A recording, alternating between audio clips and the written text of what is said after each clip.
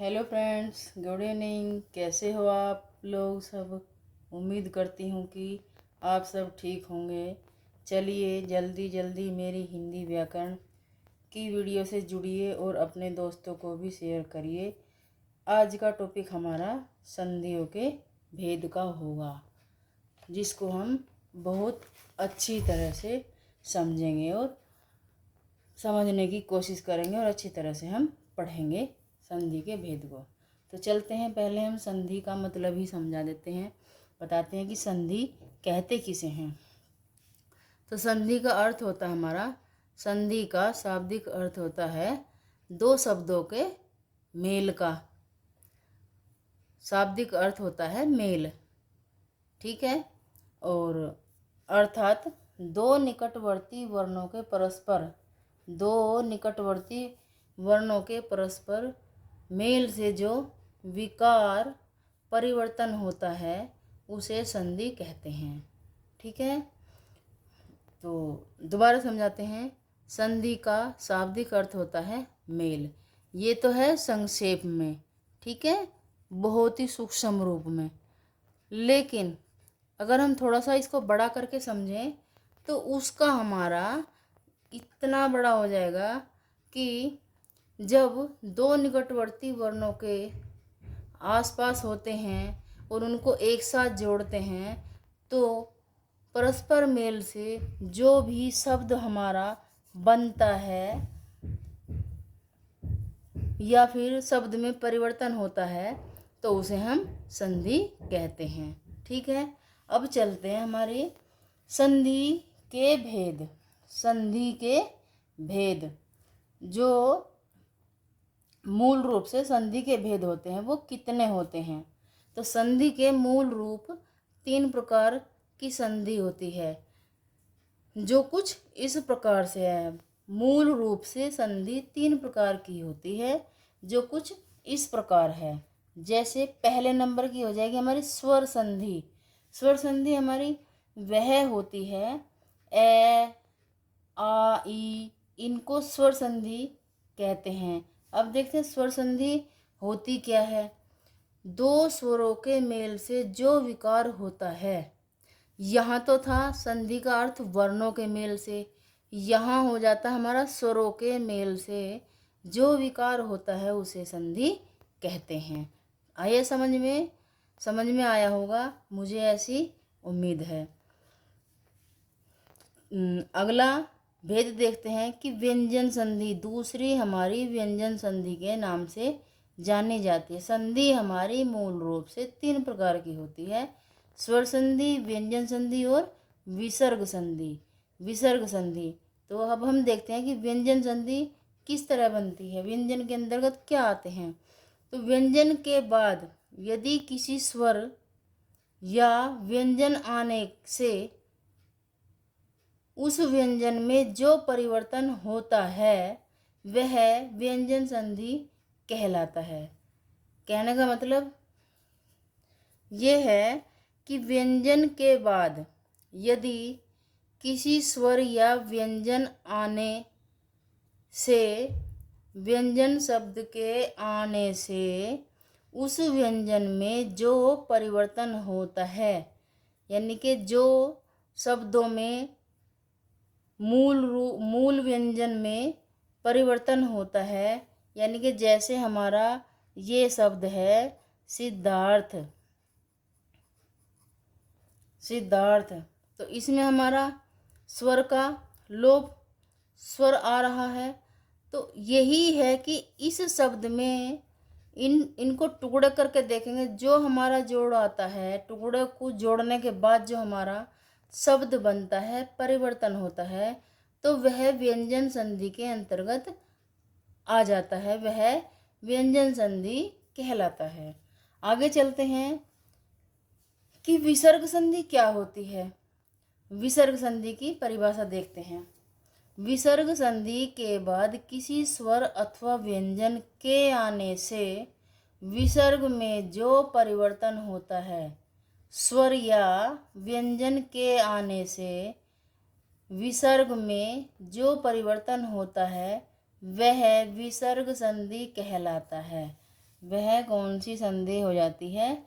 विसर्ग संधि हो जाती है। वैसे भी विसर्ग संधि का अधिकतर प्रयोग संस्कृत भाषा में होता है। ठीक है, अब आगे चलते हैं। स्वर संधि के भेद। अब यहाँ हमने संधि के मूल रूप 3 बताए थे, तो तीनों को समझते हुए चलेंगे तो पहले नंबर की हमारी स्वर संधि हो जाएगी। और अब हम जानेंगे कि स्वर संधि कितने प्रकार की होती है।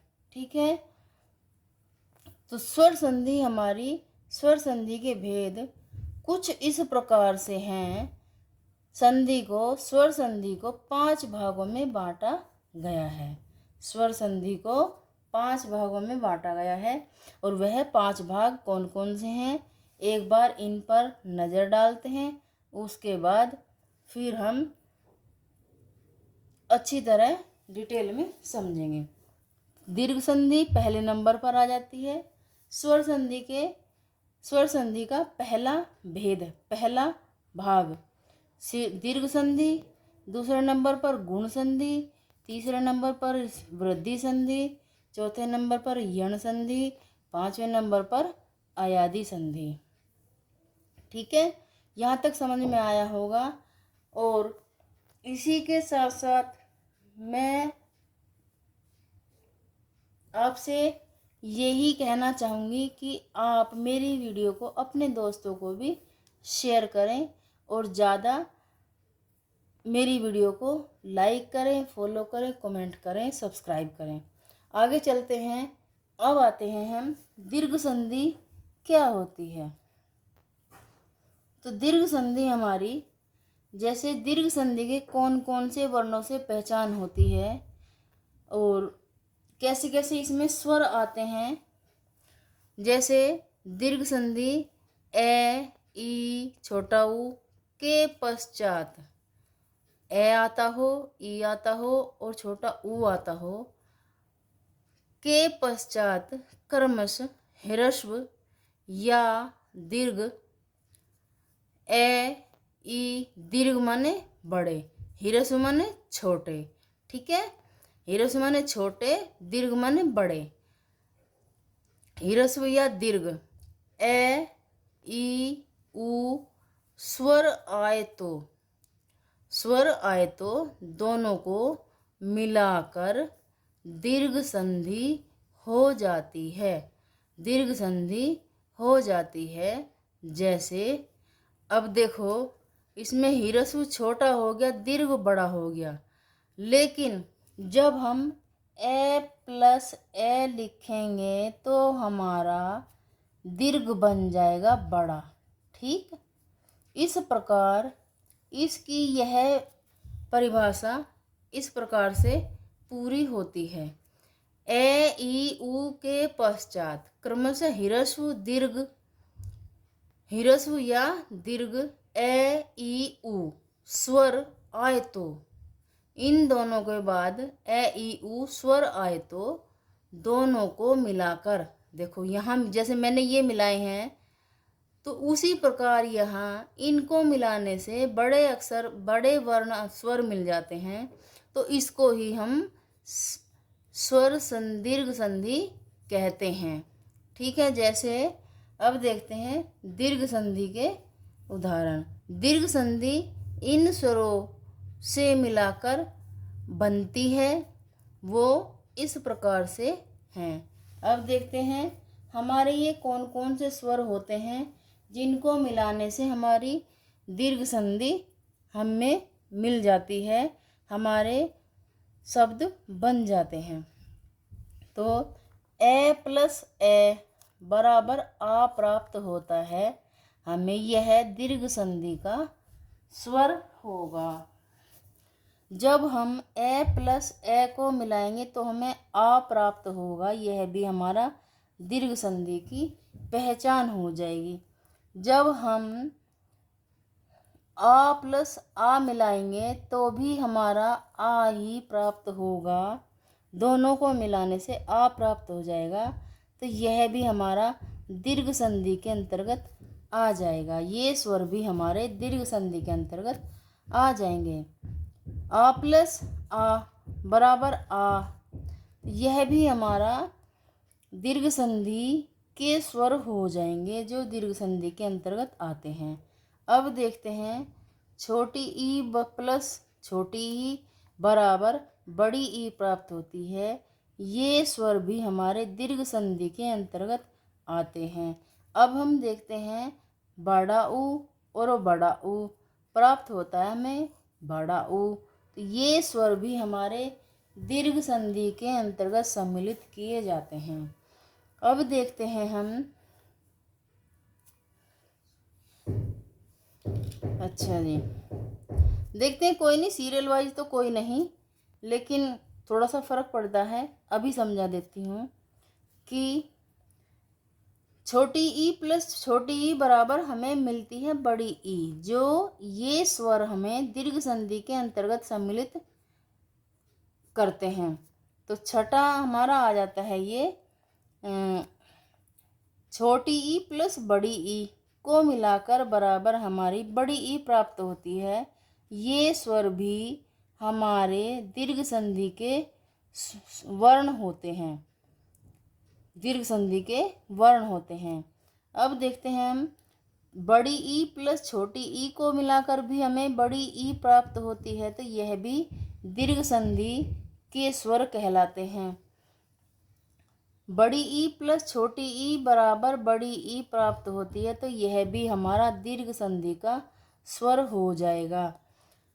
बड़ी ई प्लस बड़ी ई, इतना तो पता ही होगा कि बड़े बड़े तो बड़े ही माने जाते हैं, लेकिन छोटी ई प्लस बड़ी ई को मिलाकर बड़ी ई ही प्राप्त होगी, और बड़ी ई प्लस बड़ी ई को मिलाकर भी बड़ी ई ही प्राप्त होगी, यह भी दीर्घ संधि का के स्वर होते हैं। अब देखते हैं हम ऊ प्लस छोटा ऊ, छोटा ऊ प्लस छोटा ऊ, तो प्राप्त होता है हमें दोनों को मिलाकर बड़ा ऊ मिल जाएगा। ये स्वर भी दीर्घ संधि के लिए प्रयोग में आते हैं। बड़ा ऊ छोटा ऊ बराबर बड़ा ऊ ही प्राप्त होगा, ये स्वर भी हमारे दीर्घ संधि से संबंधित होते हैं। अब देखते हैं हम बड़ा ऊ प्लस बड़ा ऊ को मिलाकर भी बड़ा ऊ ही प्राप्त होता है, ये स्वर भी हमारे दीर्घ संधि के अंतर्गत आते हैं। अब देखते हैं हम दोनों रीरी को मिलाकर बड़ा रीरी प्राप्त होता है, तो यह भी हमें दीर्घ संधि के अंतर्गत देखने के लिए मिल जाता है, ये स्वर भी दीर्घ संधि के अंतर्गत मोस्ट इम्पोर्टेंट होता है। अब देखते हैं हम दीर्घ संधि से उदाहरण, इन सब को हम इनका मिलाकर सारे भेद को मिलाकर सारे स्वरों को मिलाकर देखते हैं कौन कौन सी संधि बन जाती है, अर्थात उनके उदाहरण। तो दीर्घ संधि से बने हुए उदाहरण जितने यहाँ हैं उतने ही आपको यहाँ भी समझने के लिए मिल जाएंगे। जैसे ए प्लस ए बराबर आएगा हमारा बड़ा आ के उदाहरण देखते हैं। जैसे दैत्यारी शब्द है हमारा पूरा, अब जब हम इनको तोड़ेंगे, दो टुकड़ों में तोड़ेंगे, तो किस प्रकार हमारे ये शब्द कैसे प्राप्त होते हैं, जिस प्रकार संधि में शब्दों में परिवर्तन आ जाए।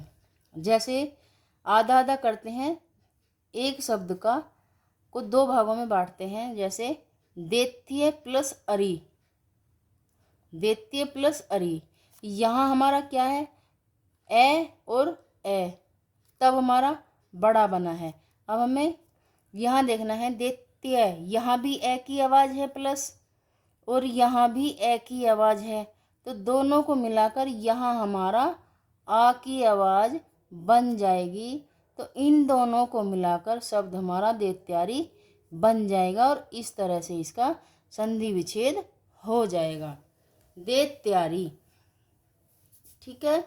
अब देखते हैं इसका दूसरा उदाहरण, देव अर्चन, देवार्चन, देवा अर्चन। बराबर में देखते हैं। अब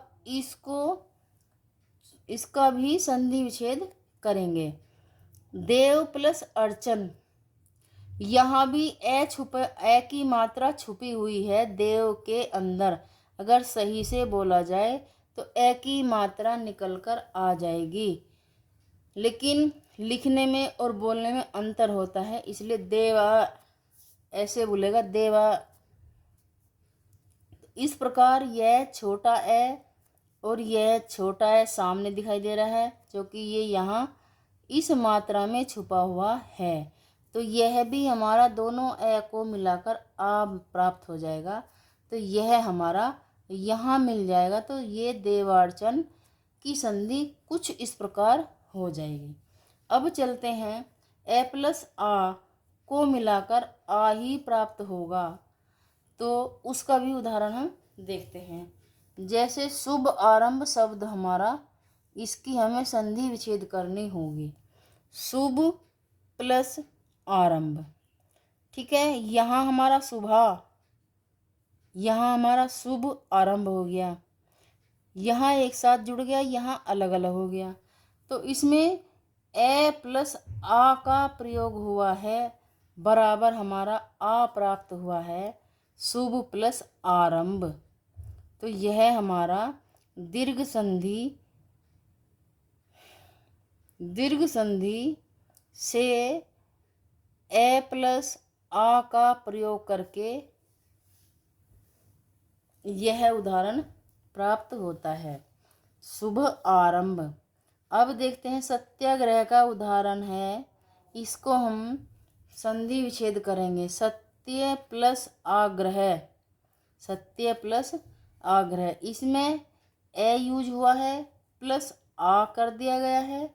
तो इस प्रकार यह हमारा यहाँ सत्याग्रह हो गया है, जो कि हमने यहाँ टुकड़ों में आ लगाकर सत्या को पूरा करके ग्रह बना दिया। ठीक है, अगला देखते हैं हम,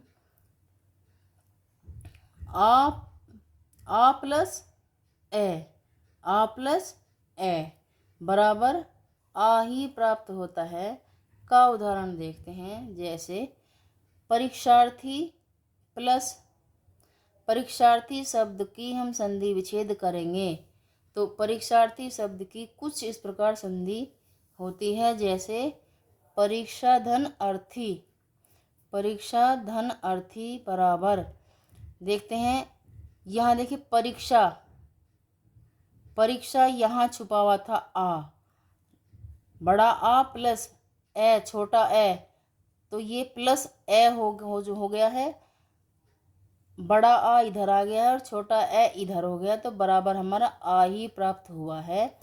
तो अगली संधि देखते हैं, सीमांकित शब्द की संधि कैसे करेंगे। तो सीमांकित शब्द की संधि इस प्रकार हो जाएगी, यहाँ हमें सीमा धन अंकित, तो सीमा धन अंकित जब हमें बड़ा आ हमें यहाँ मिल चुका है और यहाँ हमें ए मिल चुका है, तो ए बराबर आ बराबर ए बराबर ए आ प्लस ए बराबर आ ही मिला है। तो यह हमारा दीर्घ संधि का यह भी उदाहरण हो जाएगा। आगे देखते हैं, इससे आगे देखते हैं, आ प्लस आ बराबर आ ही प्राप्त होगा, दोनों बड़ों को मिलाकर भी आ ही प्राप्त होगा। इस प्रकार इसके उदाहरण इस प्रकार से बन जाएंगे। जैसे हमारा शब्द है वार्तालाप, इसकी संधि विच्छेद हम अब करेंगे। तो संधि विच्छेद को करने के लिए दोनों शब्दों को आधा आधा दोनों दो साइड बांट लिया जाता है, शब्द को बीच में से तोड़ दिया जाता है, आधा इधर और आधा इधर कर लिया जाता है। लेकिन उसके पश्चात भी कुछ मात्राओं का ध्यान रखना पड़ता है। तो यह जैसे ये हमारा शब्द है वार्तालाप, तो वार्ता हमारा सही हो जाएगा वार्ता, और यहाँ अलाप कहीं हमें दिखाई नहीं दिया है, वार्ता हमारा यहाँ आ चुका है अलाप, अब हमें लिखना अलाप, तो अलाप हमारा पूरा पूरा यहाँ आ जाएगा। इस प्रकार यहाँ बड़ा आ जाएगा और यहाँ भी बड़ा आ की मात्रा हमें दिखाई दे रही है और सुनाई दे रही है। इस प्रकार यह हम वार्तालाप शब्द की संधि विच्छेद इस प्रकार करेंगे। अगला देखते हैं कि ये श्रद्धानंद कौन है और किस किस प्रकार इसके हम टुकड़े कर सकते हैं। तो श्रद्धानंद हमारे गांव में तो एक डॉक्टर था, लेकिन यहाँ सिर्फ नाम ही बताया है, डॉक्टर नहीं लगाया नाम के सामने।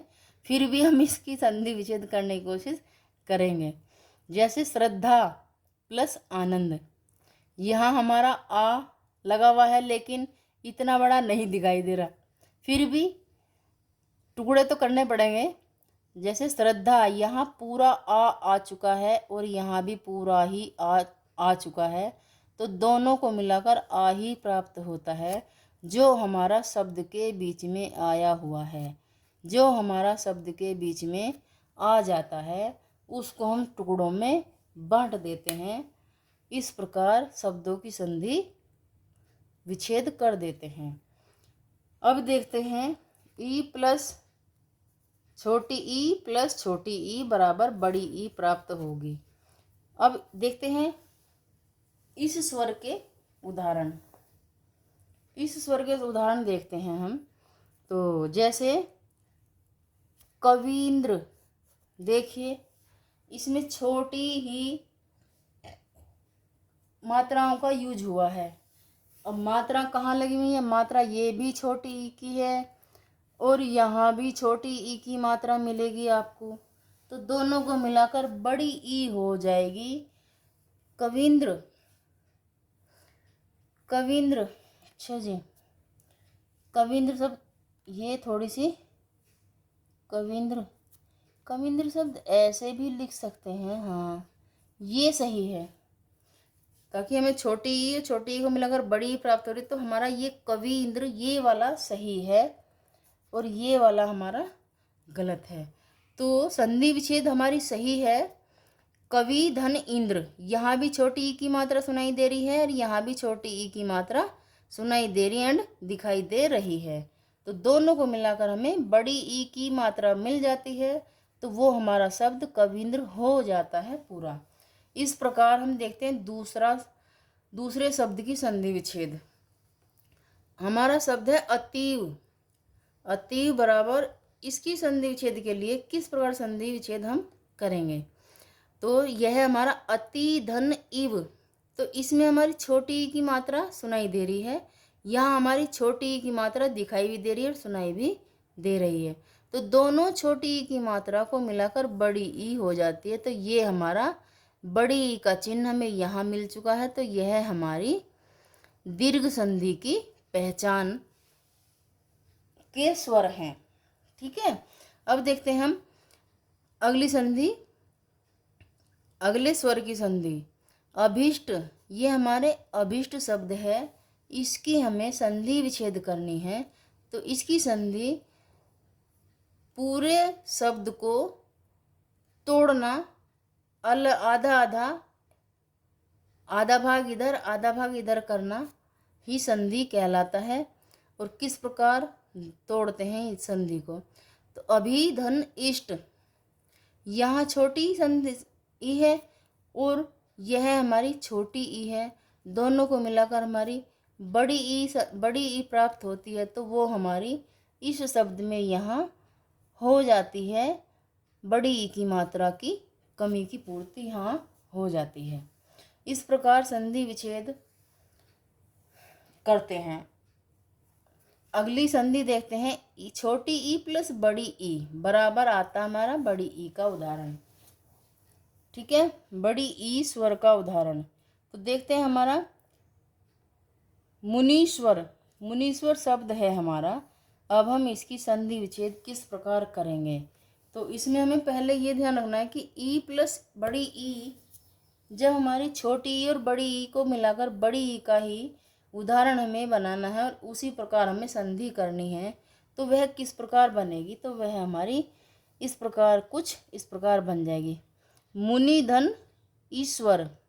तो यहाँ हमारी छोटी की मात्रा सुनाई आ रही है और यहाँ हमारी बड़ी की मात्रा सुनाई आ रही है, तो हमें प्राप्त होती है बड़ी ई। ठीक है, इस प्रकार हमारे मुनीश्वर शब्द की संधि कंप्लीट हो जाती है। यह दीर्घ संधि के अंतर्गत आ जाती है। अब आता है हमारा कवीश शब्द। कवीश शब्द की हमें संधि विच्छेद करनी है। कवि धन ईश, कवि धन ईश, कवि धन ईश। तो यहाँ भी हमारी छोटी मात्रा सुनाई दे रही है और यहाँ हमारी बड़ी मात्रा सुनाई दे रही है। प्राप्त होती है हमारी बड़ी ई की मात्रा, और बड़ी ई की मात्रा कवीश में यहाँ लग जाएगी। इस तरह ये कवीश शब्द हमारा पूरा हो जाएगा। अब देखते हैं अगला उदाहरण, अधीश्वर। इसको भी संधि विच्छेद करना है। अधि प्लस ईश्वर, यहाँ छोटी मात्रा सुनाई दे रही है और यहाँ बड़ी मात्रा, तो दोनों को मिलाकर बड़ी मात्रा का प्रयोग हुआ है इस शब्द में, तो यहाँ बड़ी मात्रा लग जाएगी अधीश्वर। तो यह शब्द हमारा कंप्लीट हो जाएगा। अब देखते हैं अगले स्वर का अगला उदाहरण, बड़ी ई प्लस बड़ी ई को मिलाकर बड़ी ई प्राप्त होती है का उदाहरण देखते हैं हम। तो देखते हैं जानकीस शब्द हमें मिला है, इसकी हमें संधि विच्छेद करनी है। बड़ी ई प्लस बड़ी ई, यानी कि जब हम शब्द के दो टुकड़े करेंगे तो दोनों में हमें बड़ी मात्रा ही दिखाई देगी। उसी तरह इस शब्द की भी हमें संधि विच्छेद करने पर दोनों मात्राएं बड़ी बड़ी प्राप्त होती हैं, तो यह हमारा दीर्घ संधि का उदाहरण हो जाएगा। अब देखते हैं अगला उदाहरण, नारीश्वर। यह हमारा शब्द है जिसकी हमें संधि विच्छेद करनी होगी। तो यह हमारा नारी धन ईश्वर। हमें इस शब्द की पहचान करनी, वो शब्द हमें देखने के बाद ही पहचान हो जाती है। यहाँ भी बड़ी ई की मात्रा है और यहाँ भी बड़ी ई है, तो दोनों को मिलाकर हमारी बड़ी ई ही प्राप्त हो जाती है। बड़ी ई प्लस बड़ी ई तो बराबर हमारी बड़ी ई प्राप्त हो जाती है।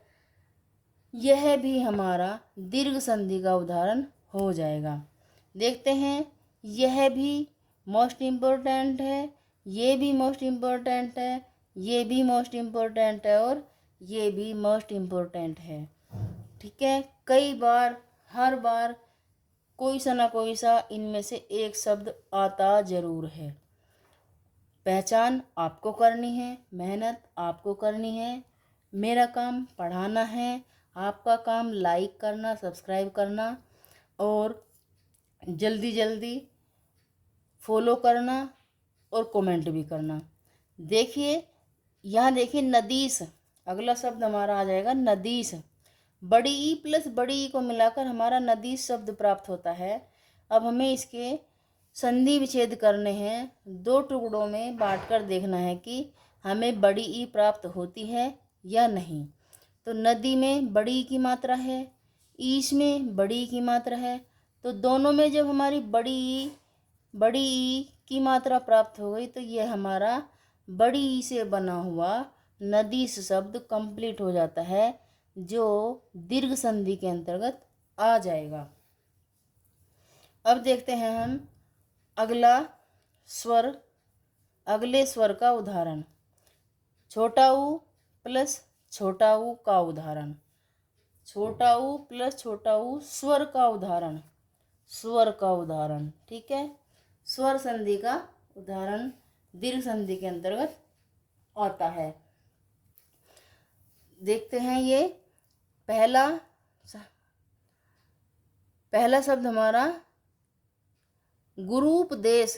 अब हमें इसकी संधि विच्छेद करनी है। अगर ये मात्रा में प्राप्त हो जाती हैं तो हमारा संधि विच्छेद सही हो जाएगा और हमें दोनों को मिलाकर सही शब्द प्राप्त हो जाएगा। देखते हैं, गुरु उपदेश की संधि विच्छेद कुछ इस प्रकार से है। गुरु उपदेश, ये हमारा छोटा ऊ है और ये भी हमारा र में जो लगा हुआ है छोटा ऊ, तो ये भी हमारा दोनों मिल रहे हैं, तो यह हमारा शब्द सही हो जाएगा। अगला उदाहरण देखते हैं, भानु उदय। यह भी हमारा संधि विच्छेद कुछ इस प्रकार से हो जाएगा। देखो, ये भी छोटा ऊ है और ये भी छोटा ऊ है, तो यह शब्द भी हमारा सही हो जाएगा और संधि विच्छेद भी हमारी सही हो जाएगी। विधु विधु उदय। अब देखो इस शब्द की कुछ संधि किस प्रकार हो जाएगी। विधु उदय। अब ये बड़ा ऊ है तो बड़ा ऊ को, बड़े ऊ की मात्रा को आधी इधर करी तो ये छोटा ऊ बन गया, ये छोटा ऊ हो गया। तो इस प्रकार यह संधि हमारी, इस संधि का उदाहरण यह हमारा कंप्लीट हो जाता है। विधु उदय, इस प्रकार इसका संधि विच्छेद हो जाएगा। विधु, ध्यान रखने वाली बात है कि छोटे ऊ की मात्रा ध पे आ जाएगी और उदय छोटे ऊ के साथ हो जाएगा। ठीक है, अगला उदाहरण, अगले स्वर का उदाहरण देखते हैं। छोटा ऊ प्लस बड़ा ऊ बराबर आएगा हमारा बड़ा ऊ।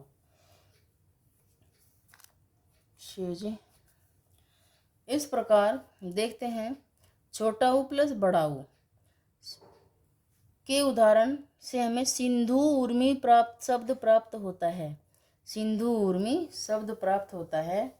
इसकी हमें संधि विच्छेद करनी है तो वो संधि सिंधु धन ऊर्मी।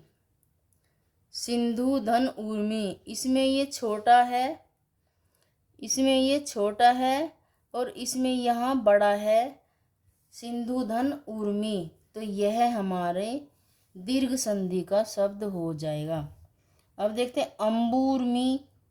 अंबूर्मी शब्द नया सा है, सिंदूर में भी नया है, लेकिन देखने में लगभग लघुर्मी वधूर्मी के जैसा ही दिखाई देता है। देखते हैं ऊ प्लस बड़े ऊ दोनों को मिलाकर बड़ा ऊ प्राप्त होता है। स्वर का उदाहरण, इन स्वरों से यह शब्द मिलता है, इसकी हमें संधि विच्छेद करनी है। सिंधु धन उर्मी, सिंधु धन उर्मी, तो यह हमारा सिंधु धन उर्मी, तो यह हमारा बड़ा ऊ है और यह हमारा छोटा ऊ है। इस प्रकार हमारी यह संधि सिंधु धन उर्मी के साथ कंप्लीट हो जाती है और शब्द हमारा पूरा हो जाता है। अगला शब्द देखते हैं लघुर्मी, लघुधन उर्मी, तो यह भी हमारा बड़ा ऊ छोटा ऊ प्लस बड़ा ऊ, छोटा ऊ प्लस बड़ा ऊ, इन दोनों शब्दों से मिलकर यह हमारी जो बीच में शब्द होते हैं उन दोनों को मिलाकर यह संधि हमारी, इस नाम की संधि हमारी पूरी हो जाती है। इस प्रकार आगे देखते हैं।